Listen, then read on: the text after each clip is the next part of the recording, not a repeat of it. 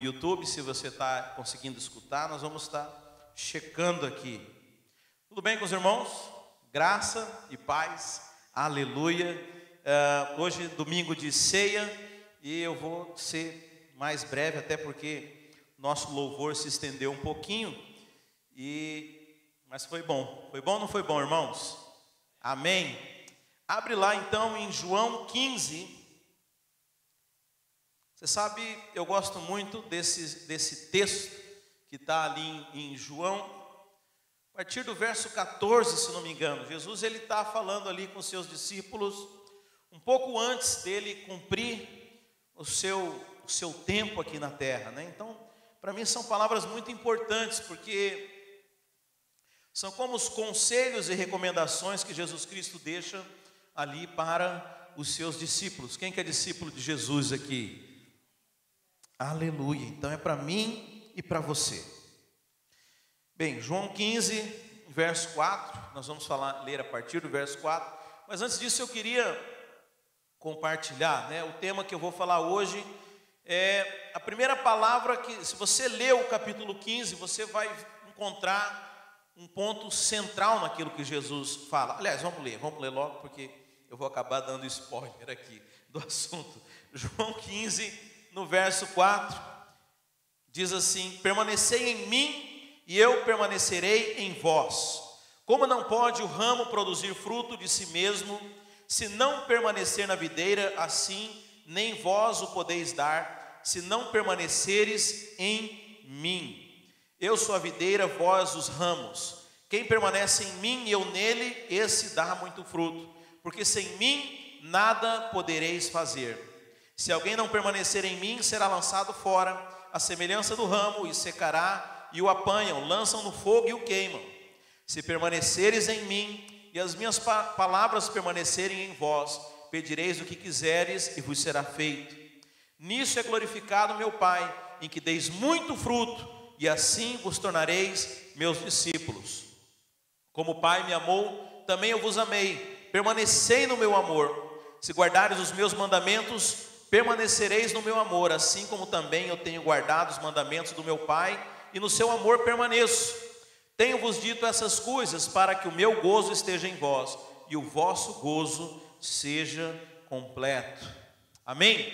Feche os seus olhos por um minuto. Pai, em nome de Jesus, eu peço que o Senhor abra o nosso entendimento, abra as nossas mentes, o nosso coração, ó Pai, e libera, ó Pai, o maná, a porção, o pão dos céus, ó Pai. Traga-nos revelação sobre essa palavra, para que nós venhamos a ser edificados e transformados mais uma vez por ela, em nome de Jesus, amém. Irmãos, é interessante que um ponto central que nós encontramos, que Jesus repete muitas e muitas vezes. Aliás, se eu fosse fazer um discurso, eu procuraria evitar. Você sabe, quando a gente vai preparar alguma carta, algum discurso, a gente evita repetição de palavras. Muitas vezes a gente troca algumas palavras por sinônimos, para não ficar usando as mesmas palavras. Mas é interessante que Jesus, ele resolveu repetir muitas vezes a mesma palavra nesse texto, indicando que ele estava falando algo que era de suma importância. E como eu falei para vocês, esses últimos capítulos aqui de João, a partir do 14, Jesus ele começa a dar as recomendações para os seus discípulos. É nesse texto aqui que Jesus fala a respeito do envio do Espírito Santo. É nesse texto que ele começa a falar daquilo que os discípulos deveriam fazer ou não. E é interessante que aqui no capítulo 15, ele dá uma ênfase muito grande em algo, numa palavra em específico, que se você for contar aqui no texto, eu esqueci de contar, mas provavelmente ela aparece umas 10 vezes. Jesus usa a palavra permanecei. Amém? Ele fala repetidamente a palavra permanecer. Se vocês permanecerem em mim, as minhas palavras permanecerem em vós, porque eu permaneço no Pai, assim como o Pai permanece em mim. Se você permanecer, Jesus ele está dando uma direção, uma chave muito clara aqui, para aqueles discípulos que logo ali a pouco tempo não veriam mais Jesus fisicamente. E é interessante que ele faz questão de frisar algo: permaneçam, permaneçam. Permaneça, mantenha. Você sabe, irmãos, tem muita gente que fala que a vida começa aos 40, né? se é verdade ou não, de fato, hoje eu estou com 41, algumas coisas eu comecei a compreender só agora na minha vida. Eu fico pensando, Deus, por que eu não fiquei sabendo dessas coisas lá no começo? Sabe? E uma das coisas interessantes que eu comecei a meditar e eu descobri, depois dos 40, é que a constância vale mais do que o talento.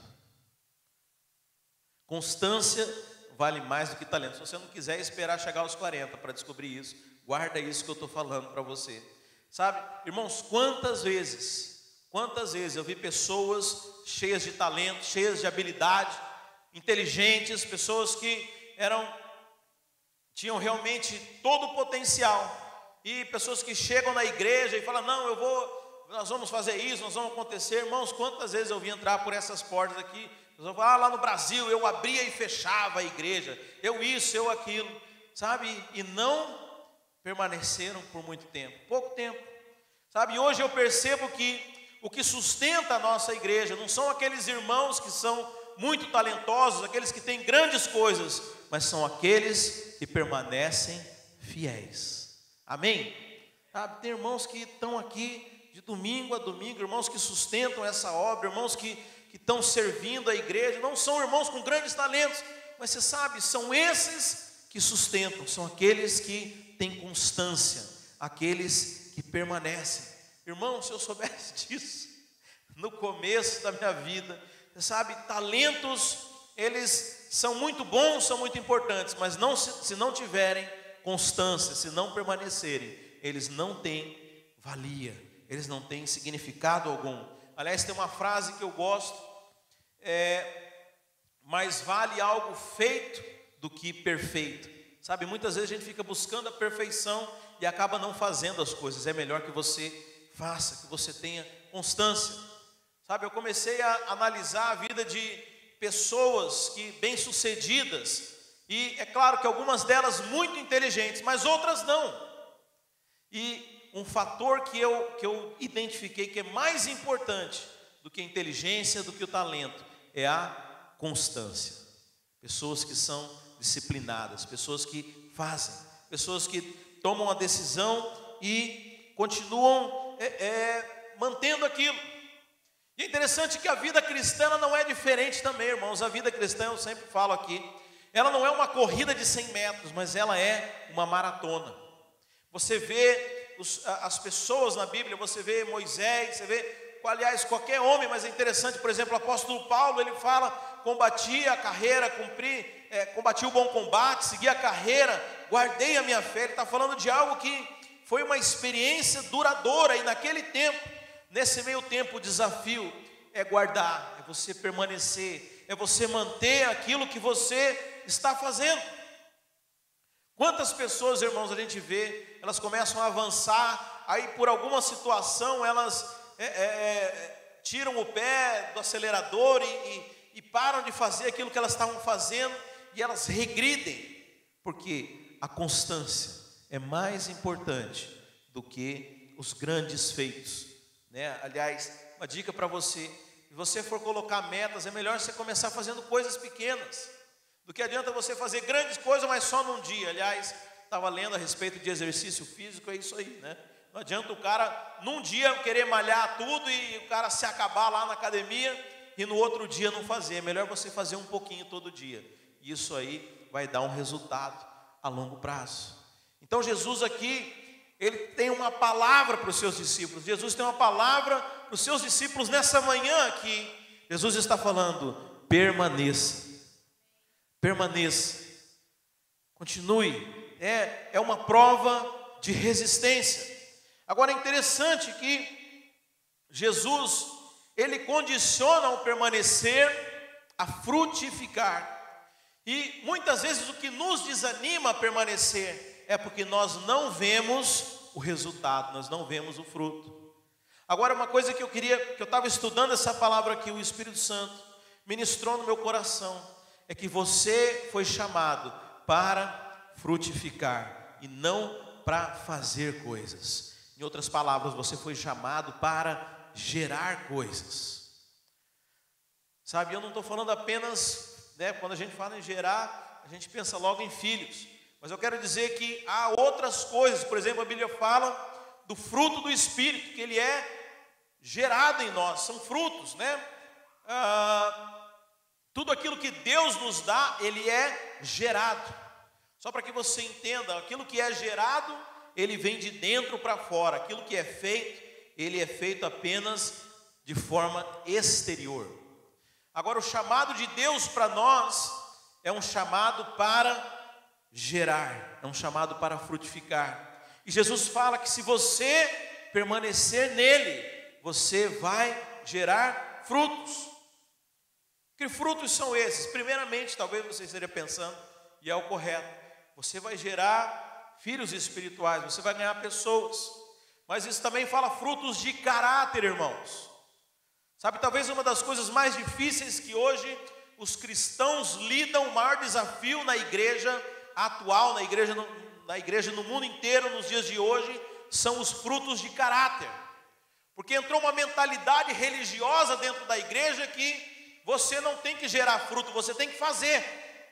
E aí as pessoas chegam, pastor, eu estou tentando vencer o meu vício, eu estou tentando ser uma pessoa melhor, eu estou tentando parar de fazer as coisas. Deixa eu dizer, para de tentar.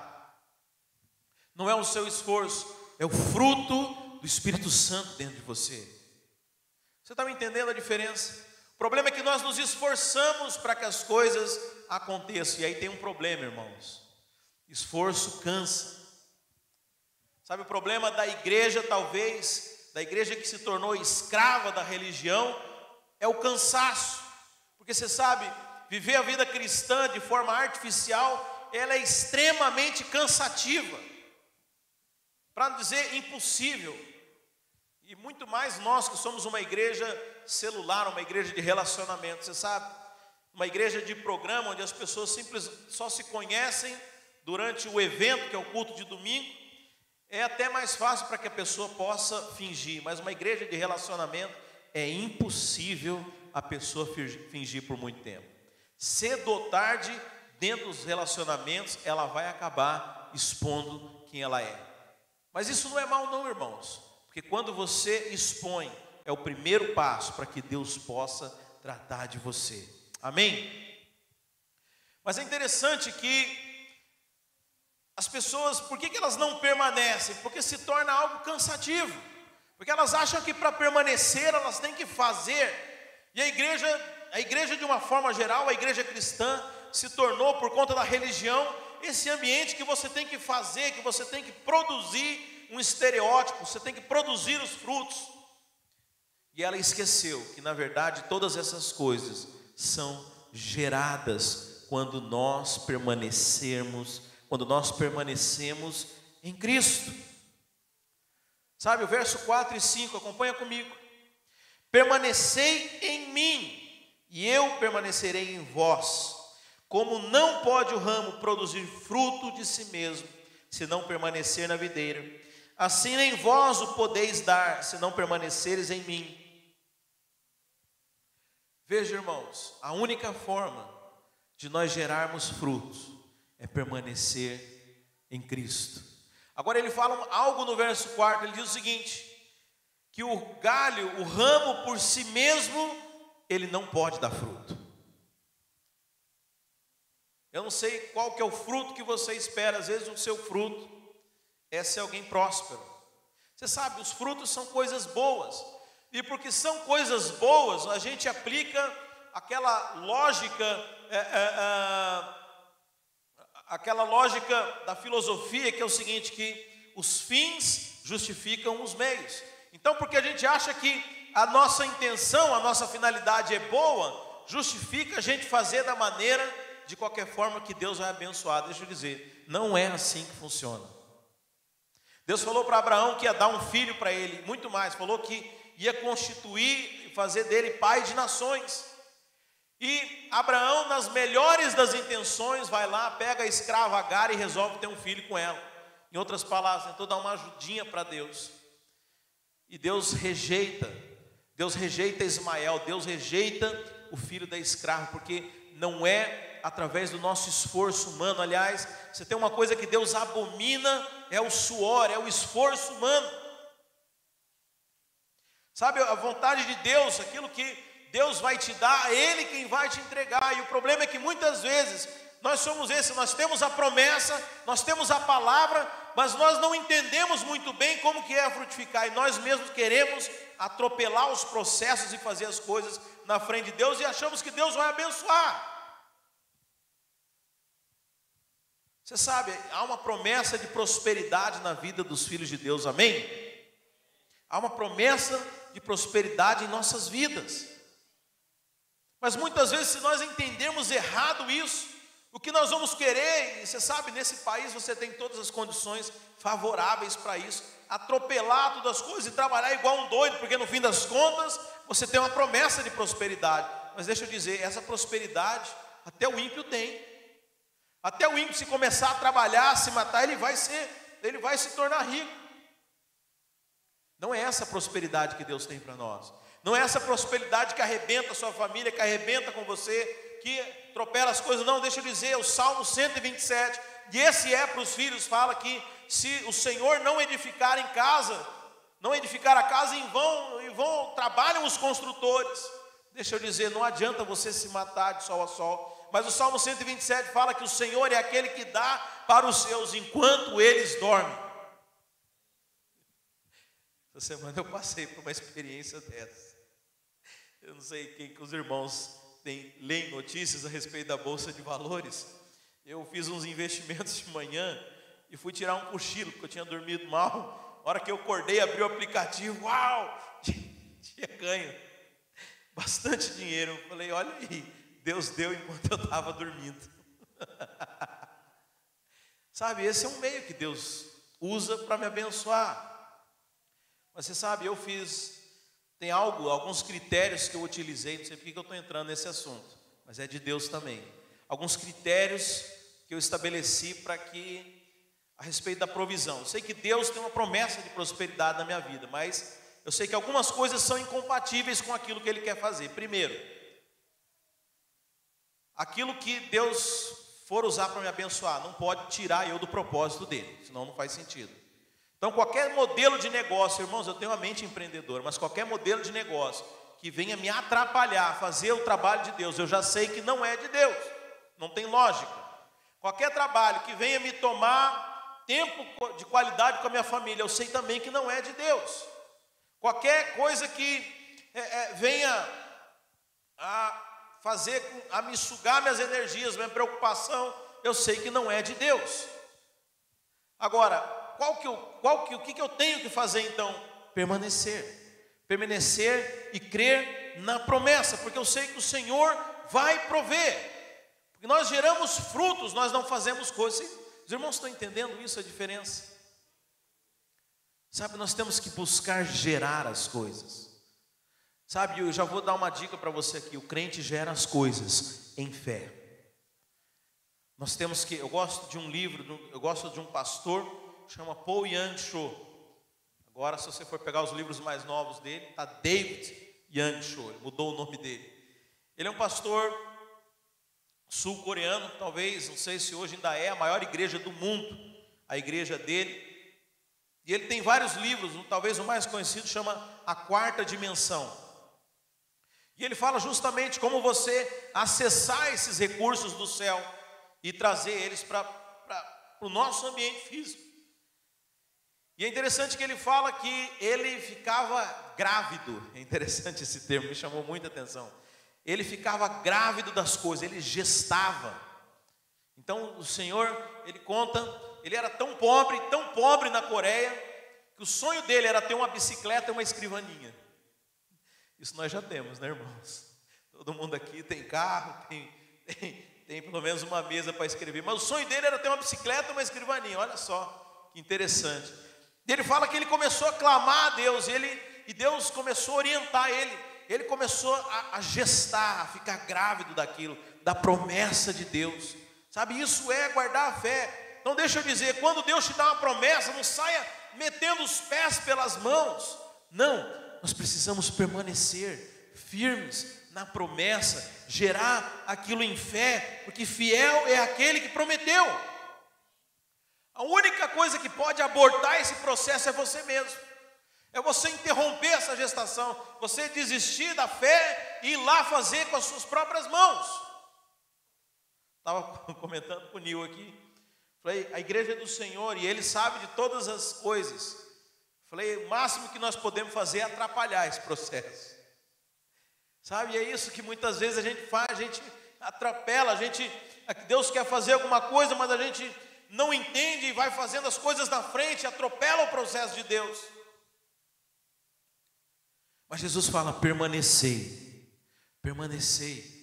Sabe, eu não sei quantas promessas você tem na sua vida. Se você não sabe, é bom você começar a procurar, porque você tem promessas. Eu não sei qual o projeto de Deus para a sua vida, mas o segredo, sabe, não é você meter o pé pelas mãos, você começar a ir fazendo as coisas do seu jeito. O segredo é permanecer. Sabe, como eu falei, a nossa carne, ela nos engana. Muitas vezes a gente começa a avançar, começa a crescer, e aí a gente baixa a guarda, a gente relaxa. Sabe, eu vejo pessoas que fizeram um esforço tremendo, jejuaram, oraram, faziam, eram ativos, e depois quando começou a experimentar, quando começou a receber as coisas de Deus, relaxou, baixou a guarda, simplesmente não sentiu mais interesse por aquelas coisas e deixou de experimentar muito mais coisas que Deus queria dar. Mas Jesus fala para os seus discípulos aqui, ora, Jesus sabia o que esses discípulos iriam passar. Se você vê na história de todas eles, eu acho que apenas João, o discípulo amado, foi o único que morreu de morte natural. Um foi crucificado de cabeça para baixo, outro foi decapitado. Foi perseguição, morte, tudo. Mas Jesus havia prometido, lá em Apocalipse 3, fala, ao que vencer, ao que permanecer, darei a coroa da vida. Amém, irmãos? Sabe, então Jesus, talvez prevendo tudo aquilo que aqueles homens iam passar, Ele deixa uma palavra e fala, permaneça, permaneça, permaneça, permaneça em mim, e as minhas palavras permaneçam em vós, guarde a minha palavra, guarde não só a palavra que foi escrita, mas a palavra que Deus revelou a você, a promessa de Deus, você precisa guardar ela, você não pode desistir dela. Sabe, irmãos, a gente vive numa geração que não tem disciplina, nossa geração não é disciplinada, irmãos. Sabe, nós temos muita dificuldade em manter as coisas, sabe, e por isso também a gente não consegue avançar em profundidade, não consegue, aliás, a gente até desfruta das coisas de Deus, mas numa medida muito pequena. Sabe, a gente vive numa igreja que, eu não estou falando da nossa, mas eu estou falando de uma igreja de um modo geral, que vive uma superficialidade, um evangelho muito raso, não se aplica, não consegue viver experiências grandes com Deus, porque tem dificuldade em manter disciplina. Não se preocupe, estou falando de ninguém. Começa a falar dos próprios discípulos de Jesus. Jesus chamou eles para orar, não aguentaram orar uma hora.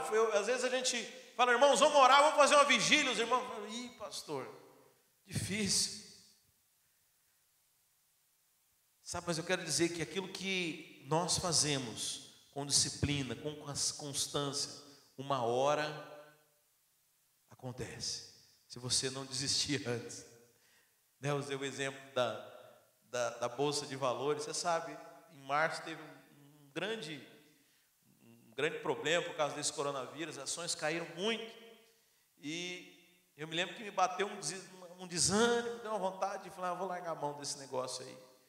Tinha perdido muito dinheiro. E algo falou assim, se você permanecer, deve ter sido o Espírito Santo, se você permanecer, você vai ficar bom, você vai conseguir, você vai ganhar dinheiro. É só permanecer. Sabe, irmãos, tem coisas na nossa vida que é só permanecer, é só você guardar a posição, é só você não recuar.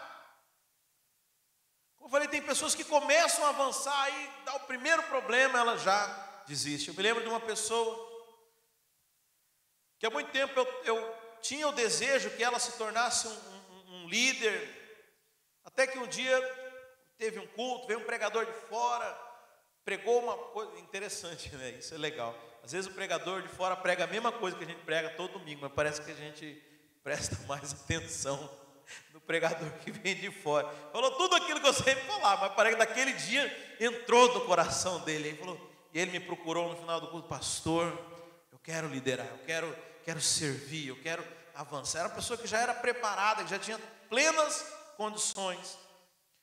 E aí, ótimo, que bênção, vem para o discipulado, vamos começar a estudar, vamos preparar. Ele começou a liderar uma célula, aí começou a dar alguns problemas. E aí, pouco tempo depois, ele me procurou e falou: ó, pastor, eu não quero mais, fico muito nervoso com essas coisas aqui, então eu quero entregar. E eu fico pensando, irmãos, que eu, quando comecei a liderar também, tinha coisas que para mim eram desafios tremendos. Eu tinha tanta dificuldade de falar aqui na frente, tanta dificuldade de fazer alguma coisa. Permaneci, sabe? E aí eu fui aprendendo. Hoje aquilo que era desafio para mim há 5 anos atrás, hoje não é mais desafio.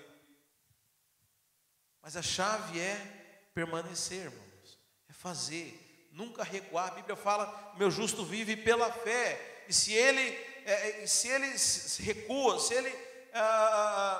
ele recuar, o meu coração não se compraz, eu não tenho alegria, porque a minha ideia é que você avance, que você cresça, ou pelo menos permaneça. Se você permanecer, você está avançando, amém?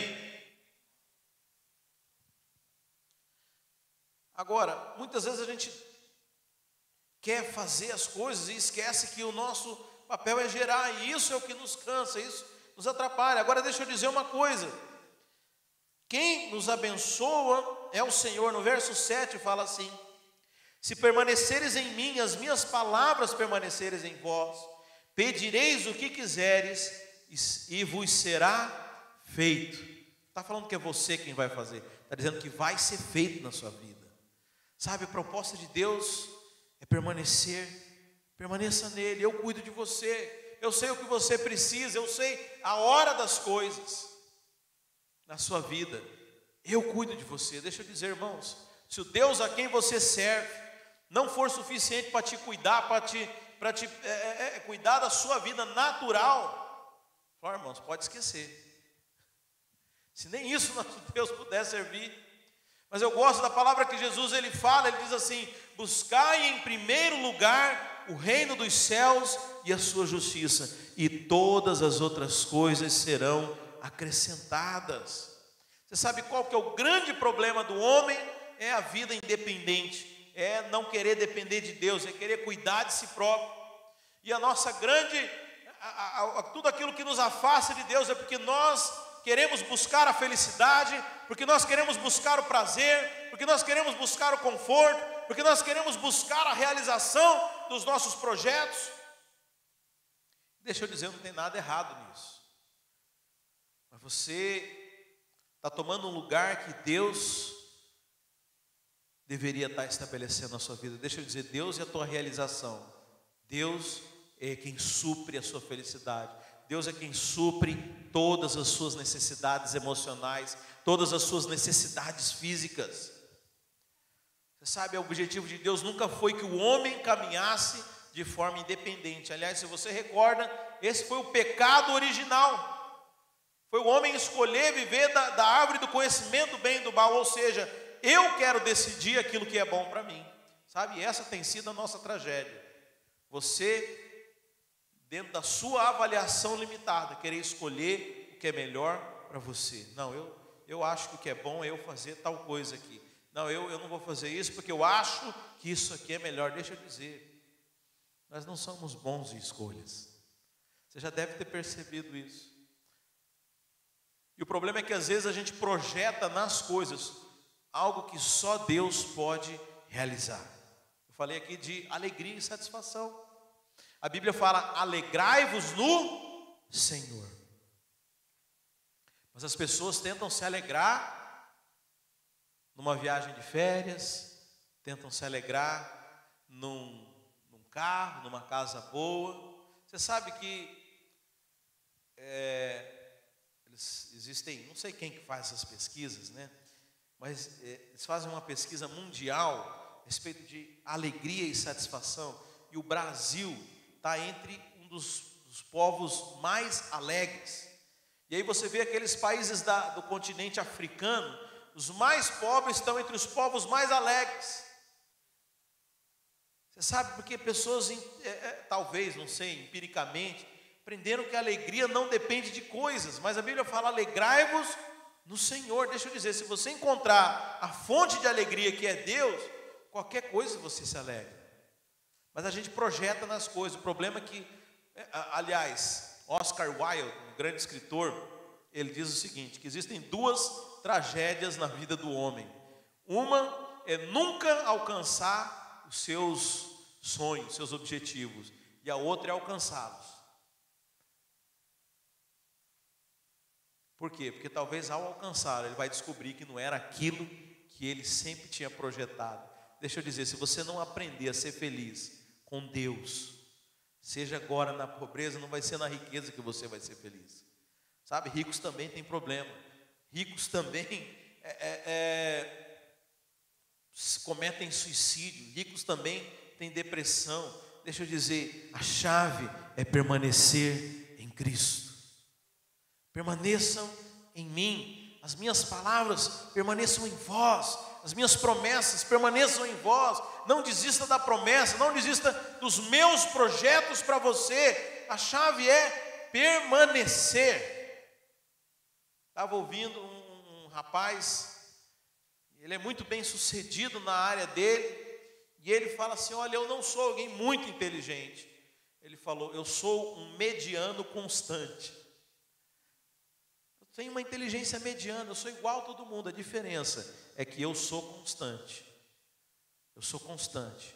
Eu quero dizer que se você permanecer, se você tiver perseverança, você vai muito mais longe do que pessoas que são talentos, que são gênios. Aliás, vocês já repararam isso, irmãos? Geralmente gênios, eles não conseguem ficar ricos. Quantos pintores famosos, né, as suas obras só vingaram depois que eles morreram?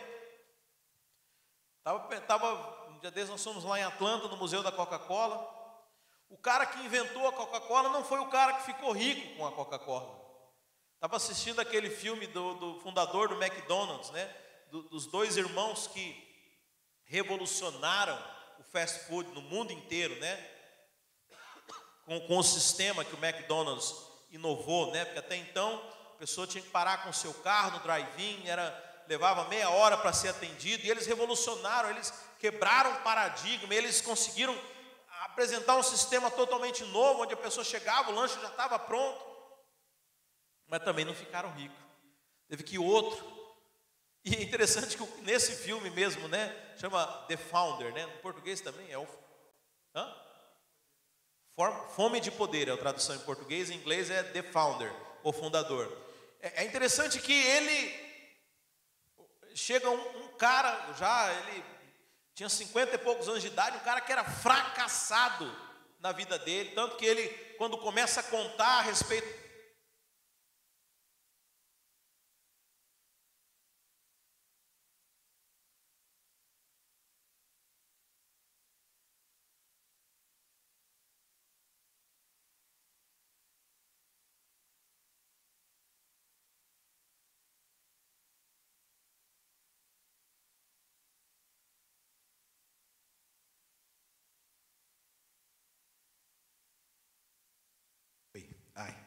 desculpa.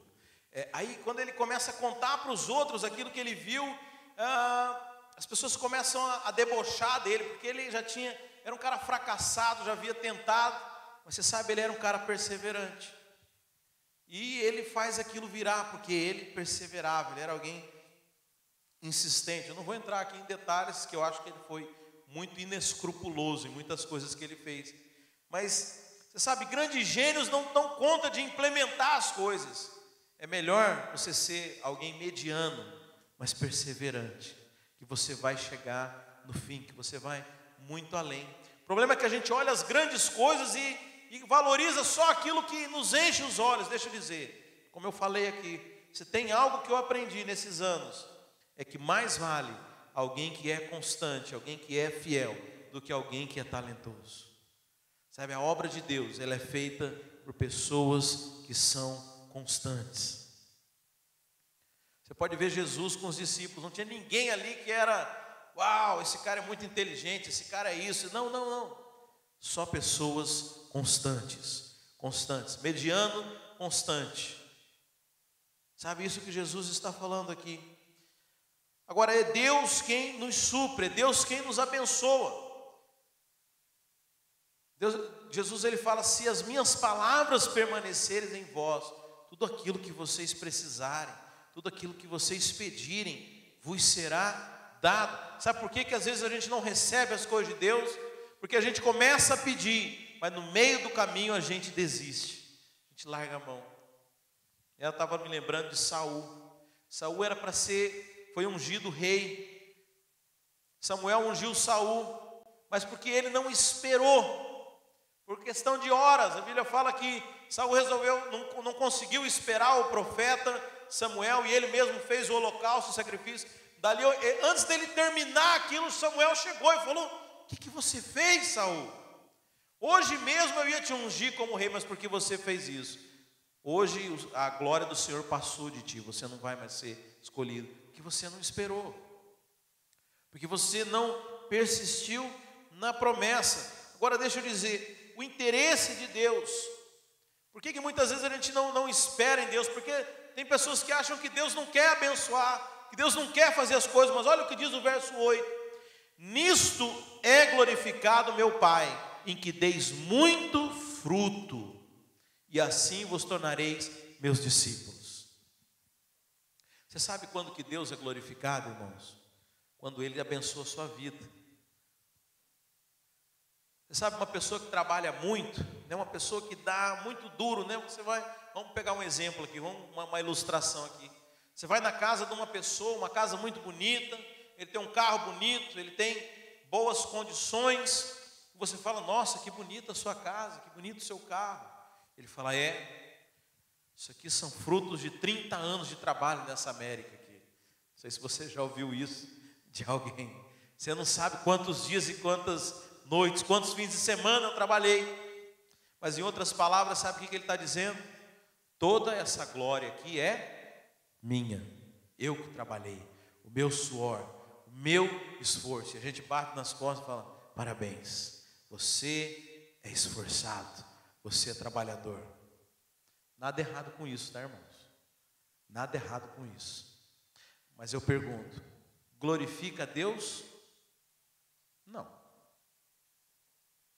Não glorifica a Deus. Mas quando Deus te abençoa,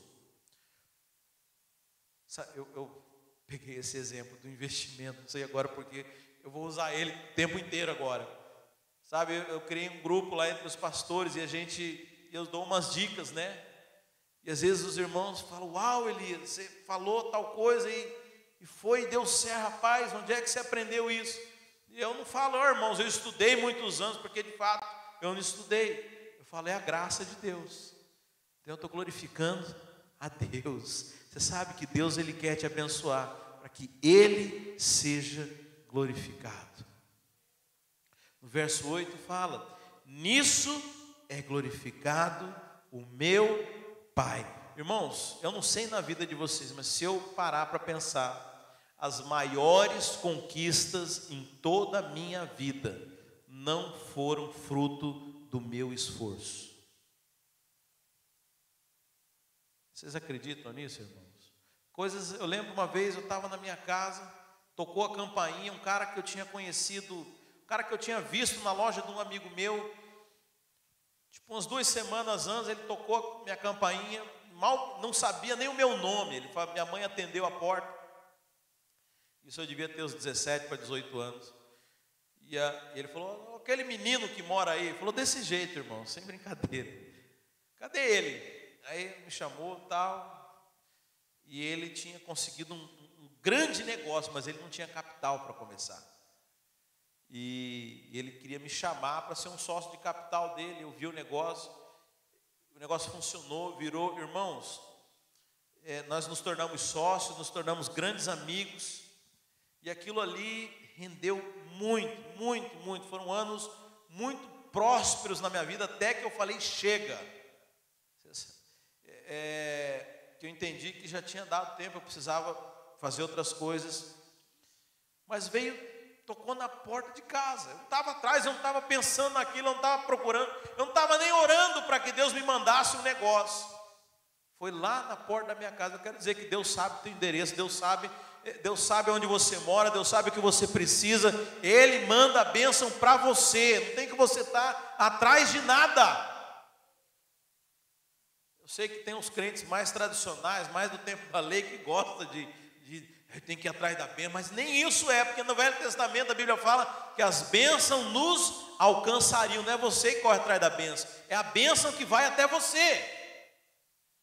O problema deve ser esse, né? Ele fica correndo, a bênção não consegue nunca alcançar ele, né? Ele está correndo. Essa Bíblia fala, permanecei, fica parado, fica em Cristo, que a bênção chega. Sabe, irmãos, é isso que nós precisamos entender, porque o fruto que é gerado, ele glorifica a Deus, sabe, não é o seu esforço. Como eu falei, o trabalho duro, até o ímpio consegue, não é isso que glorifica a Deus. Mas você sabe, quem tem os céus abertos, você trabalha, mas você sabe, você trabalha um pouquinho, parece que as portas se abrem, parece que as coisas se dão bem, né? Aliás, eu sempre brinco com os irmãos, às vezes os irmãos vêm pedir oração, e eu falo, para que é oração? Ele falou, pastor, eu preciso de mais trabalho. Eu falei, é sério? Nunca vi isso. Mentira, eu vejo muito. Mais trabalho como, irmão? Não, eu preciso trabalhar mais porque eu quero comprar isso, quero comprar. Não, peraí. Você não quer mais trabalho, você quer mais dinheiro. O problema é que os irmãos oram errado, eles pedem mais trabalho, eles não pedem mais dinheiro. Aí o que acontece? Eles trabalham mais, mas parece que o dinheiro não rende, porque ele pediu trabalho, ele não pediu dinheiro.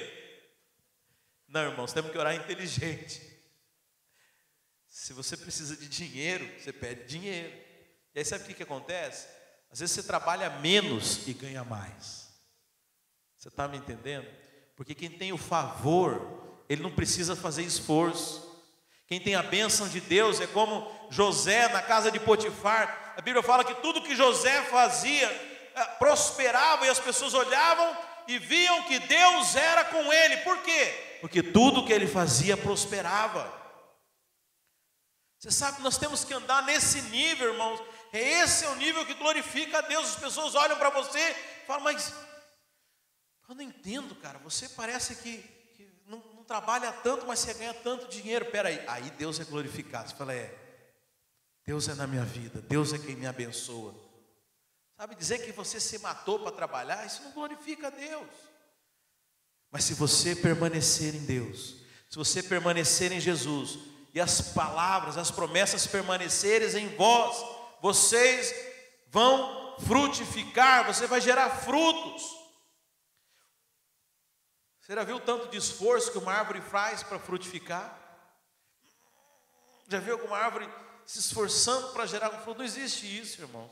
Fruto é algo que acontece naturalmente, não envolve esforço, não envolve capacidade. Você simplesmente está conectado. A Bíblia fala, se você estiver conectado na árvore, se você estiver conectado em Jesus, inevitavelmente você vai frutificar. Frutos de caráter, frutos de prosperidade. Sabe, não tem como você esconder o fruto, é natural, isso vai ser gerado na sua vida. E no verso 11, estou finalizando, irmãos. Tenho-vos dito essas coisas para que o meu gozo esteja em vós, para que a minha alegria, para que o meu prazer esteja em vós, e o vosso gozo seja completo. Você sabe, o projeto de Deus para nós é que nós sejamos alegres, abençoados. A Bíblia diz, bem sei os pensamentos que tenho a vosso respeito, pensamentos de paz, pensamentos para vos fazer prosperar.